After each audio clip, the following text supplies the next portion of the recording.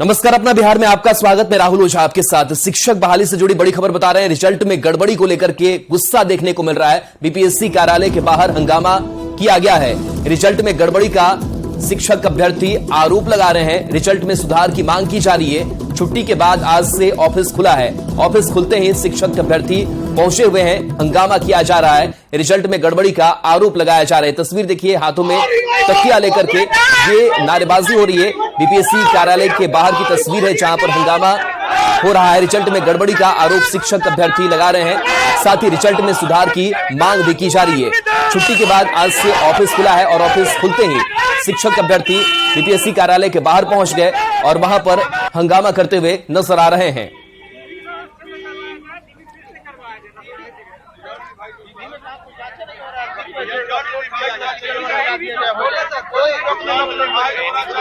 तो शिक्षक बहाली से जुड़ी हुई एक और बड़ी खबर आपको बता रहे हैं। बहुत जल्द कटऑफ जारी होगा।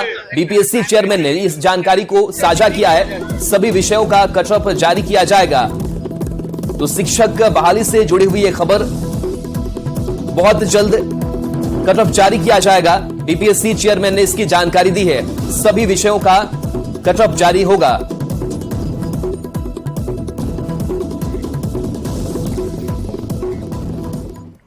और आइए अब एक नजर में डाल लेते हैं गड़बड़ी को लेकर आरोप जो हैं वो क्या क्या लग रहे हैं। तो उच्च माध्यमिक के कंप्यूटर साइंस में गड़बड़ी की बात सामने आ रही है।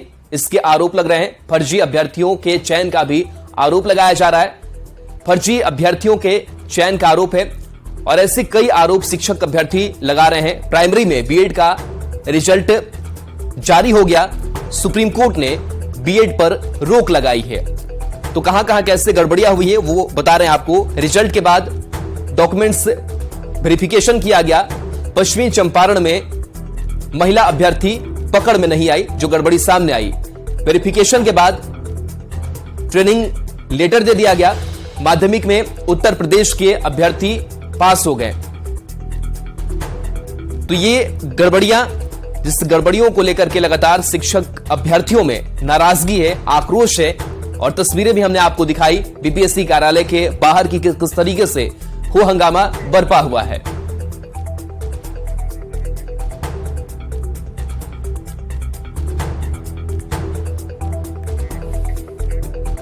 और देखिए, इन तमाम खुलासों के बाद न्यूज 18 की खबर का असर हुआ है। शिक्षक बहाली परीक्षा का कटऑफ मार्क्स जारी होगा। सभी विषयों का कटऑफ मार्क्स जारी किया जाएगा।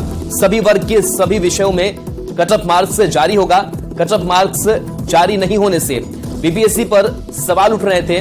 बीपीएससी अध्यक्ष अतुल प्रसाद ने इसकी जानकारी दे दी है। तो शिक्षक बहाली से जुड़ी हुई लगातार अपडेट्स आपको हम दे रहे हैं और ये अपडेट अब सामने आ रहा है कि बहुत जल्द कटऑफ जो है वो जारी कर दिया जाएगा। बीपीएससी चेयरमैन ने इसकी जानकारी दी है। बिहार सरकार अपने वादे के मुताबिक युवाओं को नौकरी और रोजगार दे रही है। इधर इसको लेकर सत्ता पक्ष में क्रेडिट लेने की होड़ मची है। एक तरफ जेडीयू इसका श्रेय मुख्यमंत्री नीतीश कुमार को दे रहा है, तो दूसरी तरफ आरजेडी तेजस्वी यादव को। वहीं आरजेडी और जेडीयू में मची होड़ पर बीजेपी तंज कस रही है और कह रही है कि नौकरी के नाम पर महाघोटाला हुआ है। बिहार में जिस तरह से नौकरी मिल रही है, माननीय मुख्यमंत्री जी दे रहे हैं। आप सबों ने देखा है पिछले 1 से 1.5 सालों में बिहार सरकार ने 4 लाख नौकरी से ऊपर दी है लोगों को और लोग डेली ज्वाइन कर रहे हैं। अभी जो हालत है शिक्षकों की, देखिए, तेजस्वी यादव जी अपने परनों के लिए जाने जाते हैं, अपने वचनों के लिए। रोजगार, नौकरी देने का जो वचन दिया था वो लागू बिहार के अंदर। देश देख रही है। 2 तारीख को जो मेगा शो होगा, देश की नजर बिहार पर है और वो परिवर्तन का राह देश अख्तियार करेगा 2 तारीख के बाद।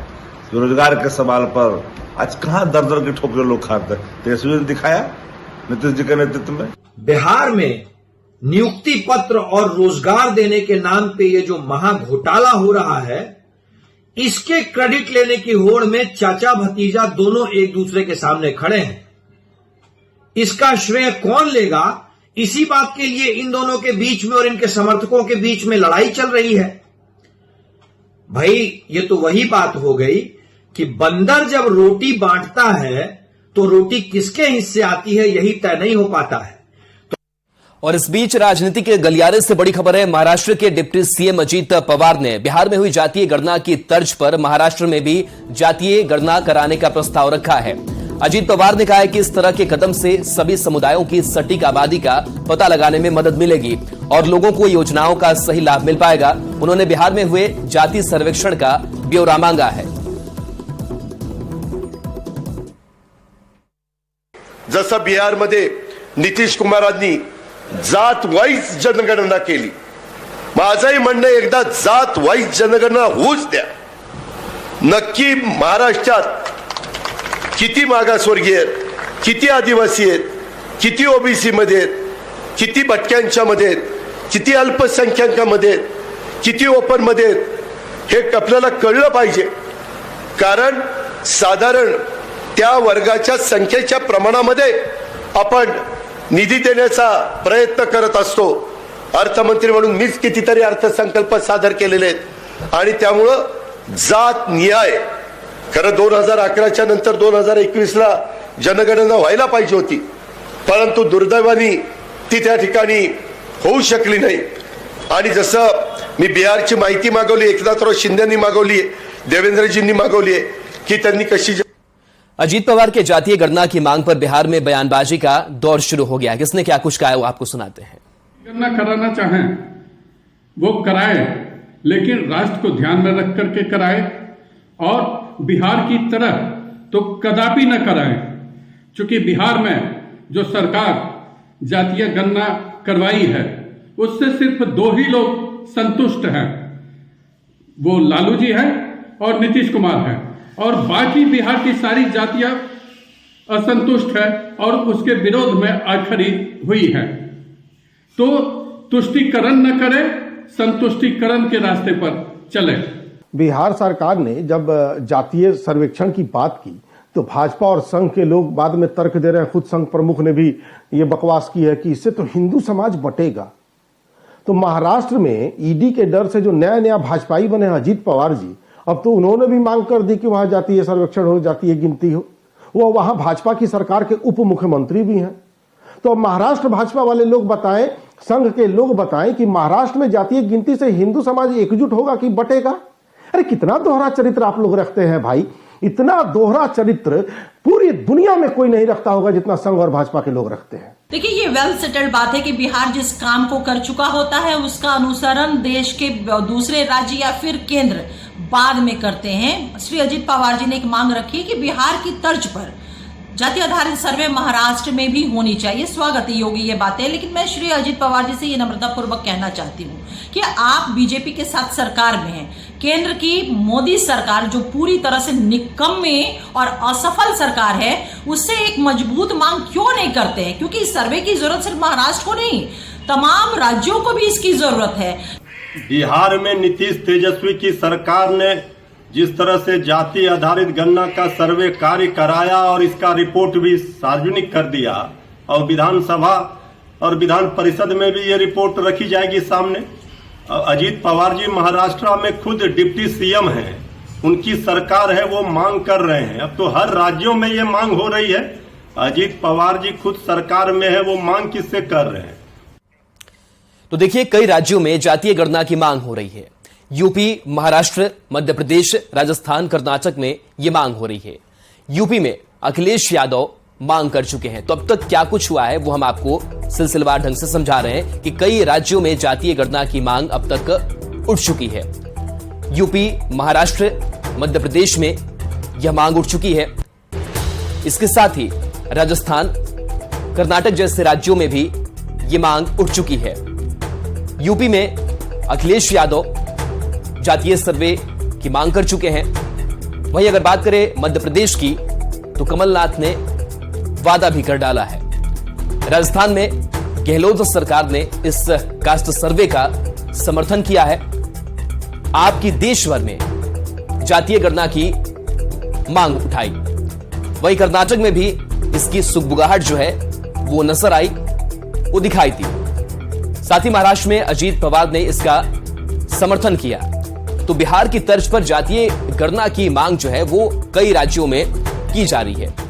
तो अजीत पवार के बयान पर आरजेडी के राज्यसभा सांसद मनोज झा ने कहा है कि अजीत पवार ऐसे अकेले नहीं हैं। अनुप्रिया पटेल और कई ओबीसी लीडर बार बार कह चुके हैं कि जातीय गणना होनी चाहिए। महाराष्ट्र के डिप्टी सीएम अजीत पवार जो कि एनडीए अलायंस के हिस्सा हैं, उनकी तरफ से भी अब कहा जा रहा है कि महाराष्ट्र में ऐसी होनी चाहिए गणना। देखिए, अजीत पवार जी अकेले नहीं हैं। अनुप्रिया पटेल जी ने और कई और ओबीसी लीडर्स ने यूपी के ये बात बार बार कही है कि ये होना चाहिए। राजस्थान से भी, बीजेपी के अंदर से भी ऐसी खबरें आ रही हैं। तो जाहिर तौर पर मैं तो यहां तक कहता हूं कि अगर सेंट्रल हॉल में, हालांकि अब वो एग्जिस्ट नहीं करता है, लेकिन पुराने सेंट्रल हॉल में अगर एक बक्सा रख दिया जाए और बीजेपी के सदस्यों को भी कहा जाए कि बिना नाम के आप अपना मंतव्य रख दो, 99% लोग कहेंगे कि ये जनगणना बेहद आवश्यक है। वहीं मध्य प्रदेश में विधानसभा चुनाव लड़ने के सवाल पर जेडीयू के मुख्य प्रवक्ता केसी त्यागी ने कहा कि लोकसभा चुनाव में आईएनडीआईए अलायंस के ऊपर इसका कोई असर नहीं पड़ेगा। मध्य प्रदेश में जेडीयू की उपस्थिति पहले भी रही है। हमारी आधा दर्जन मंत्री रह चुके हैं। चुनाव आ जाने के बाद सभी दल अपनी अपनी उपस्थिति दर्ज कराना चाहते हैं। उसमें जनता दल यू भी शामिल है। इसका केंद्र सरकार में जो होने वाला चुनाव है उस पर कोई फर्क नहीं पड़ेगा।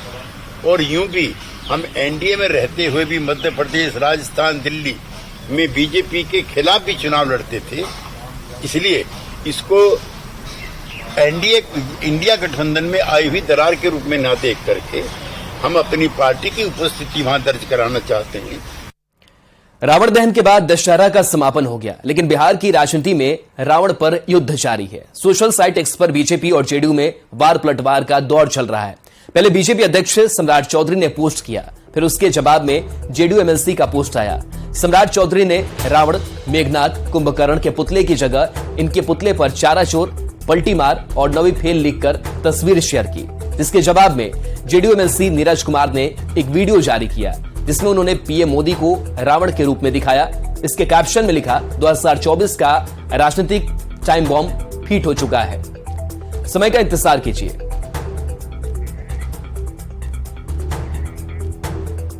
वही पोस्टर वार के बीच आरजेडी और कांग्रेस की प्रतिक्रिया सामने आई है। के प्रदेश अध्यक्ष जिस तरह का ट्वीट कर रहे हैं और जिस तरह का उन्होंने वातावरण का निर्माण किया है, ये कहीं से भी लोगों के बीच स्वीकार नहीं है।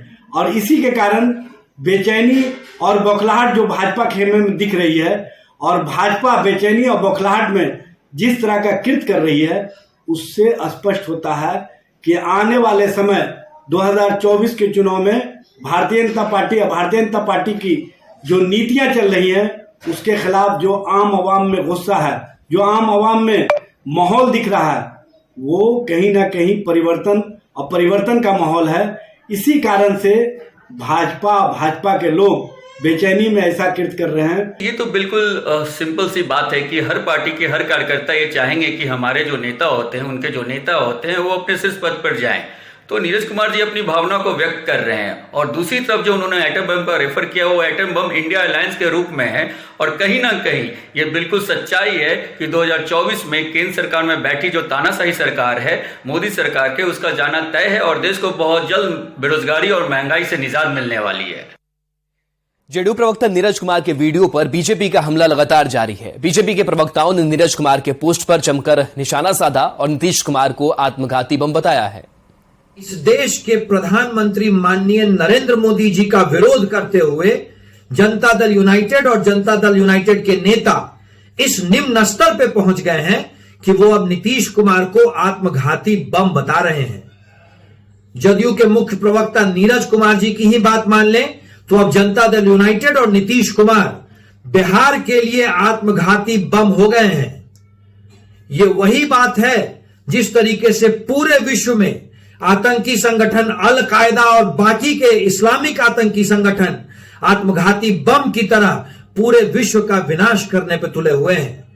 बिहार के लिए भी नीतीश कुमार उसी आत्मघाती बम की तरह हो गए हैं। जनता दल यूनाइटेड के प्रवक्ता श्री नीरज कुमार जी ने अब मान लिया है कि माननीय मुख्यमंत्री श्री नीतीश कुमार जी अब आत्मघाती बम हैं, और उन्होंने ये भी मान लिया है कि अब अल कायदा और लश्कर तोयबा के जैसा जदयू हो गया है और ओसामा बिन लादेन के राह पर माननीय मुख्यमंत्री नीतीश कुमार जी चल रहे हैं।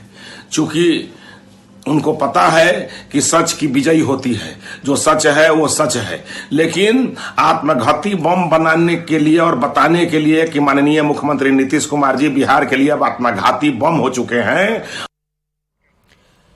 फेस्टिवल सीजन में दरभंगा एयरपोर्ट के लिए हवाई किराया में इजाफा हुआ है। दिल्ली से पटना की तुलना में दरभंगा का किराया 2 गुना से अधिक है, जिसको लेकर बिहार सरकार के जल संसाधन मंत्री संजय झा ने सवाल खड़े किए हैं। मंत्री संजय झा ने कहा कि दरभंगा एयरपोर्ट के साथ सौतेला व्यवहार किया जा रहा है। पटना की तुलना में दरभंगा का एयर किराया आधा होना चाहिए, जबकि एयर किराया 2 गुना है। छठ महापर्व आने वाला है और ऐसे में दरभंगा एयरपोर्ट पर फ्लाइट की संख्या बढ़ाई जानी चाहिए। साथ ही साथ एयर टिकट भी फिक्स करना चाहिए, क्योंकि कोई भी मिडिल क्लास का आदमी मनमाना किराया नहीं दे सकता। मंत्री संजय झा से बातचीत की है संवाददाता विनीता मिश्रा ने। देखिए, मैं बड़ा स्पष्ट कर देता हूं, दरभंगा एयरपोर्ट उड़ान स्कीम का एयरपोर्ट। उड़ान स्कीम एयरपोर्ट का मतलब यही न प्रचार हुआ था कि हवाई चप्पल वाला भी हवाई जहाज चढ़ेगा। आप फेयर देख लीजिए, 12 को दीपावली है और फिर 18 से 20 नवंबर में छठ है। अभी 10-15 हजार किराया है और जब 2-4 दिन रह जाएगा उस समय 30 से 35 हजार रुपया वन वे किराया हो जाता है। जबकि दरभंगा एयरपोर्ट को बिहार सरकार जो एटीएफ है, जो फ्यूल पे टैक्स लेती है, वो 1% है। अब पटना पे 28% है। इमेजिन कीजिए आप, पटना के रेट से हाफ रेट होना चाहिए दरभंगा से दिल्ली का, और अब पटना से डबल रेट है दरभंगा का। एक एयरलाइन को दिए हुए है।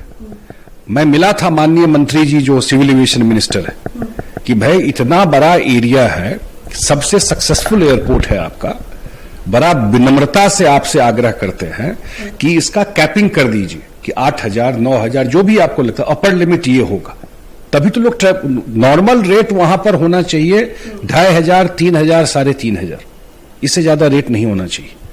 लेकिन आप टाइप करके देखिए क्या रेट लोगों को मिल रहा है। कल मैं गया था, लोग बता रहे थे मेरे बच्चे बेंगलोर में पढ़ते हैं, आना चाहते हैं दीपावली में, ये 15,000 20,000 टिकट है। तो मुझे लगता है कि इतना दिन से हम लोग ये बात उठा रहे हैं कि भाई जो अपर लिमिट है फेयर का, उसका कैपिंग कर दीजिए, इसके ऊपर नहीं होगा। कटिहार में बीपीएससी शिक्षक बहाली सर्टिफिकेट वेरिफिकेशन का जिला सलाह निबंधन और परामर्श केंद्र में चल रहा है। पिछले कई दिनों से सर्टिफिकेट वेरिफिकेशन के काम को लेकर शिक्षा विभाग पूरी तरह से मुस्तैद दिख रहा है। इसके लिए लगभग 14 काउंटर बनाया गया है, जिसमें महिला और पुरुष के लिए अलग अलग काउंटर के साथ एक पूछताछ के लिए भी अलग काउंटर खोला गया है। शिक्षा विभाग के तमाम अधिकारी लगातार इससे जुड़े व्यवस्था को मॉनिटर भी कर रहे हैं। शिक्षा विभाग के डीपीओ रूबी कुमारी से बातचीत की संवाददाता सुब्रत ने। सुखद तस्वीर है, जिले जिले से ऐसी तस्वीरें आ रही है। ये आपको कटिहार की तस्वीर दिखा रहे हैं। कटिहार में इस तरह का जो ज्वाइनिंग के लेकर जो प्रक्रिया वो किया जा रहा है, उसकी जो जांच है वो प्रक्रिया किया जा रहा है। देखा जा सकता है तमाम जो कैंडिडेट है वो अपने जांच के लिए आए, सर्टिफिकेट की जांच है, जो प्रक्रिया सरकार द्वारा निर्धारित किया गया है उस प्रक्रिया के तहत स्टूडेंट आए हैं और जो तमाम व्यवस्था के तहत किया जाए। खासकर महिलाओं और जेंट्स के लिए अलग अलग लाइन तैयार किया गया है ताकि सहूलियत हो। बात कर लेते हैं, व्यवस्थापना हमारे साथ है, क्या क्या व्यवस्था किया गया, क्या क्या व्यवस्था किया गया, चयन हुआ है, क्या क्या? यहाँ 2341 स्टूडेंट का चयन हुआ है और महिला और पुरुष के लिए अलग अलग काउंटर बनाया गया है। कुल मिलाकर यहाँ अभी 14 काउंटर है।